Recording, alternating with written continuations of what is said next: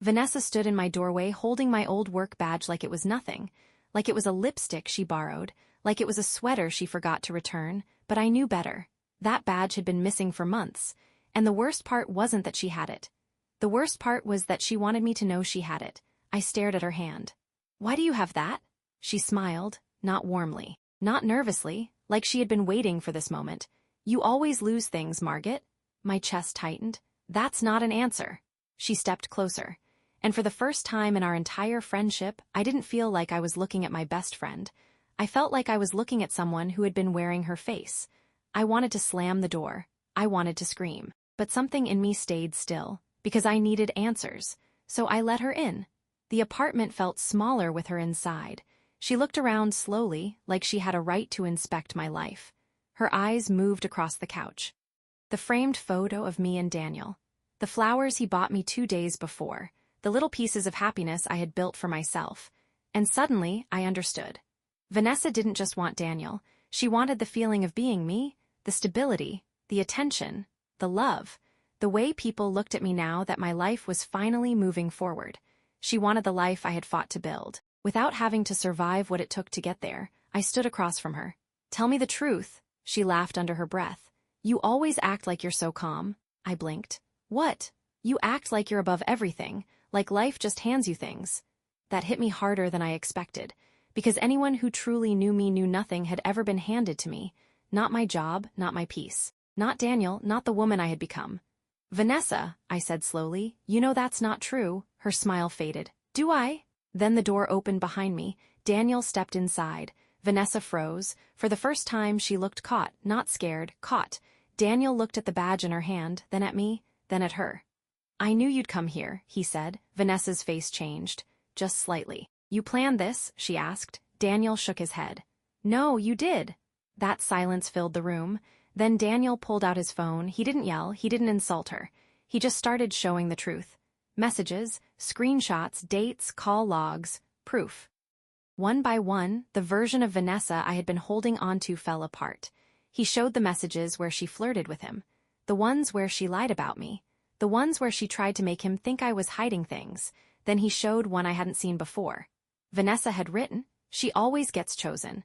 I just want one thing that was supposed to be mine." I read it 3 times. Then I looked at her. "Supposed to be yours?" Her jaw tightened. Daniel said quietly, "There's more." He showed me that Vanessa had messaged someone from my job pretending to be close enough to speak for me. She had asked questions about my promotion, about my schedule, about whether I was struggling in the new role. She wasn't just jealous. She was looking for cracks, waiting for a weakness she could use. My voice shook when I finally spoke. "Why me?" Vanessa didn't answer, so I asked again. "Why me?" Her eyes filled, but I didn't know if they were tears of guilt or frustration. "You don't understand," she said. "Then explain it." She looked at Daniel, then back at me. "You always had something." I almost laughed, because the lie was so big it hurt. "I had something?" She nodded, angry now. "People root for you. People feel sorry for you. Then you get promoted, you get Daniel, you get this perfect little life, and everyone acts like you earned it." I stepped back like she slapped me, because I did earn it. Her face twisted. "You think you're better than me?" "No," I said. "You think I'm better than you, and you hated me for it." That was the first time she went silent. Daniel stood beside me, calm but firm, and I realized then that he had seen through her before I did, not because he loved drama, but because he loved me enough to pay attention when something felt wrong. Vanessa tried one last time. "She's making me look crazy," she said to Daniel. Daniel didn't move. "You did that yourself." That broke something in her. The confidence disappeared. The charm disappeared. The best friend act disappeared. And all that was left was someone bitter, exposed, and empty. She looked at me and said, "I didn't want to lose you." But I knew that wasn't true. She didn't want to lose me. She wanted to control how close I was allowed to get to happiness. And when she couldn't control it, she tried to take it. I walked to the door and opened it. For years, I thought if a friendship ended, there had to be screaming, a final fight, a dramatic goodbye. But sometimes the ending is quiet. Sometimes it's just realizing the person standing in front of you has already been gone for a long time. Vanessa walked toward the door. Before she left, she looked back once. Not at me, at Daniel. And that told me everything I needed to know. When the door closed, I broke down. not because I missed who she was that night, but because I missed who I thought she had been all those years. Daniel didn't try to fix it. He just sat beside me, held my hand, let me cry. And in that quiet, I realized something I'll never forget. Some friendships don't break overnight. They reveal what they were all along. Vanessa lost more than my trust that night. She lost access to my life, my relationship, my peace, my future. And for the first time, I understood that removing someone from your life doesn't always feel powerful at first. Sometimes it feels like grief, but later it feels like freedom. So tell me.